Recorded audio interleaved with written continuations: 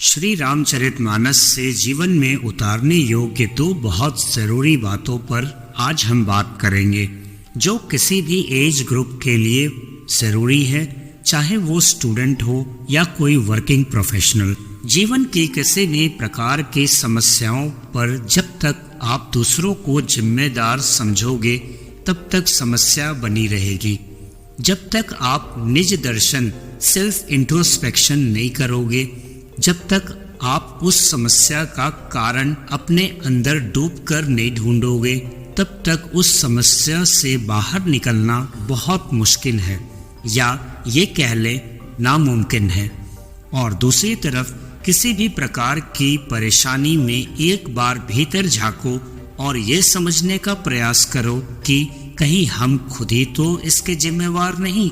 अगर हम इस परेशानी के खुद जिम्मेवार होते हैं, ये समझने का प्रयास करो कि कहीं हम खुद ही तो जिम्मेदार नहीं हैं इस परेशानी का, क्योंकि इस संसार में हमारे साथ जो होता है वो हमारे ही एक्शन का रिएक्शन होता है। हमने जो किया उसी का प्रतिफल है जो आज हमारे साथ हो रहा है।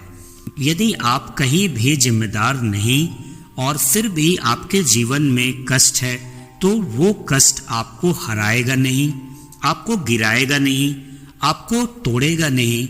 वो कष्ट तो आपकी चमक बढ़ाने के लिए आया है, वो तो आपको मजबूत करेगा।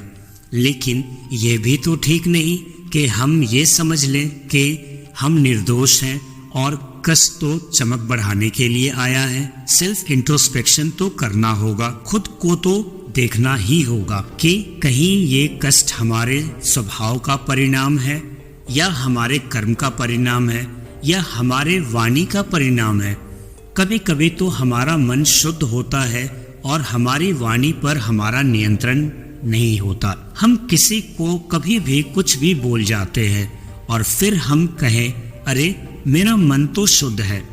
सोच के देखो कि कोई क्यों सुनेगा और क्यों माफ करेगा। फिर याद रखो, जबान पर लगा घाव जल्दी ठीक हो जाता है, पर जबान से लगा घाव जल्दी ठीक नहीं होता। जबान पर नियंत्रण ना होना भी हमारे जीवन को कष्ट की तरफ ले जाता है। हम दूसरों के साथ ऐसा कुछ न करें, ऐसा कुछ न कहें जो हम अपने लिए न चाहते हों। इस प्रकृति में हमें वही मिलता है जो हम दूसरे के लिए करते हैं।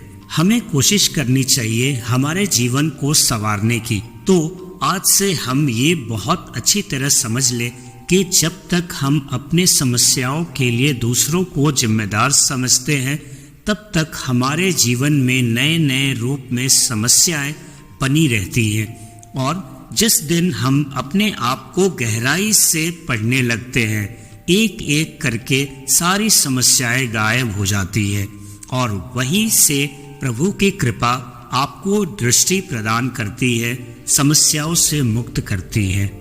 जो लोग सेल्फ इंट्रोस्पेक्शन निज दर्शन नहीं करते, उन्हें अपने दोष कभी नहीं दिखते।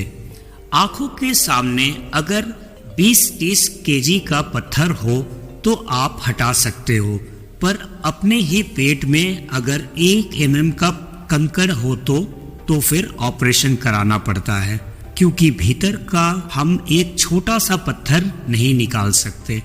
इसीलिए निज दर्शन प्रतिदिन करना चाहिए। किसी से नफरत करने से पहले, दुश्मनी बढ़ाने से पहले एक बार तो अपने ओर देखो, हमने ऐसा क्या किया जिससे ये वातावरण खड़ा हो गया, ये सिचुएशन आ गई, हम कहाँ हैं जिम्मेदार इसके। अगर आज हम इस पर काम करना शुरू कर दें, विश्वास मानो जिंदगी जन्नत हो जाएगी। ये सीख हमें रामचरितमानस से मिलती है। अब आप पूछोगे वो कैसे? जब शंकर जी ने सती का त्याग किया तो इसमें शंकर जी कहीं जिम्मेदार नहीं थे। सती ने ही सीता का रूप धरा और श्री रामचंद्र की परीक्षा लेने चली गई। राम जो शंकर के इष्ट हैं, जो शंकर के आराध्य हैं, उन्हें भला ये कैसे अच्छा लगता। इसीलिए हमारे जीवन में आने वाले किसी भी समस्याओं का वास्तविक कारण हमारा अपना स्वभाव है, हमारे अपने कर्म है, या हमारी अपनी ही कोई हरकत है। तो बस हमें उसी को सुधारना है। जब सती को इसका एहसास हुआ तो शिव को प्रसन्न करने के लिए उन्होंने राम राम जपना शुरू किया और उसके बाद की कथा शायद आप सब जानते हो। दूसरी जरूरी बात जो हमें श्री रामचरितमानस सिखाती है वो है हमारे कर्म। कोई भी कर्म तभी धर्म का कार्य है जब उसका उद्देश्य शुद्ध हो। अगर उद्देश्य किसी को दिखाना है, किसी को अपमानित कर देना है, तो इस उद्देश्य से धर्म कार्य किया जाए तो वो धर्म कैसा। जब वास्तव में धर्म कार्य होता है, जब कार्य का उद्देश्य शुद्ध होता है, तब प्रकृति भी साथ देती है। धर्म कार्य होता है तो भगवान की कृपा का अनुभव होता है। भगवत कृपा आपकी सहायता करती है। महसूस होता है कि प्रभु को अच्छा लग रहा है हम जो कर रहे हैं।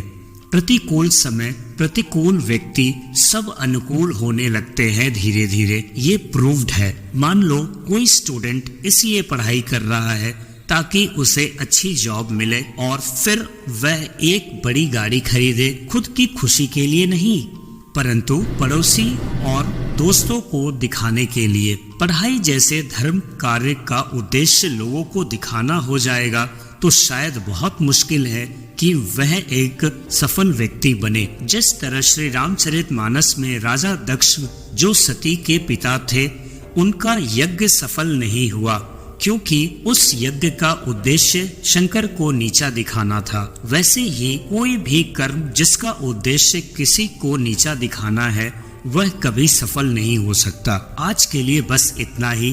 कोशिश करना इन दो बातों पे ध्यान देने की, सफलता खुद चली आएगी आपके जिंदगी में। अगर इस वीडियो में कहीं भी कुछ भी अच्छा लगा हो तो please share and subscribe the channel. तब तक के लिए जय श्री राम।